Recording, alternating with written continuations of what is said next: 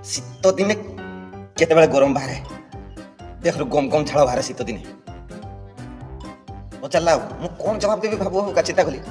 ଆରେ ତୁ ତ ପ୍ରେମିକା ପାଖରେ ଥିବୁ, ଆଉ ସେଇ ସମୟରେ ତ ମାଇକିନା ପଳେଇ ଆଇବ,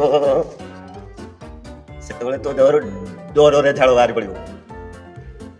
ଆଉ ଜଣେ ପଚାରିଲା, ବାହାଘର ପୂର୍ବରୁ ଯୋଉ ଝିଅଟା ଚାନ୍ଦ ଭଳିଆ ମୁହଁ ଗୁଲାପି ଗୁଲାପି ଦିଶେ,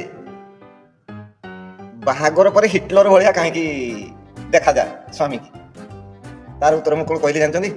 ତାର ଉତ୍ତର ପାଇଁ ମତେ ବହୁତ ଡିସ୍କସନ, ବହୁତ ଭାବିବାକୁ ପଡିଲା। ଆରେ ଜିନିଷଟା ବ୍ୟବହାର କରିସାରିଲା ପରେ ସିନା ଜାଣିବ ସେଟା କେମିତିକା, ଭଲ କି ମନ୍ଦ। ମୁଁ ସିନା ତାକୁ ଜହ୍ନ ତାରା ଚାନ୍ଦ ଭାବୁଥିଲି, ସେଟା ତ ସୂର୍ଯ୍ୟ ଭଳିଆ ଜଳୁଛି। ଦି ଜଣ ସାରା ଏକବାର ଖୁସ ସନ୍ତୋଷଜନକ ଉତ୍ତର ପାଇଗଲେ। ପଳେଇଲେ, କହିଲେ ଭାଇ ତମେ ମଞ୍ଜ କଥାଟା କହିଛ, ମାଇକିନା ଜାତି ବାପ ଘରେ ଥିଲେ କେତେ ଲାଜ ସରମ, କିନ୍ତୁ ଥରେ ଭାଇ କି ଶାଶୁ ଘରକୁ ଆସିଗଲା ପରେ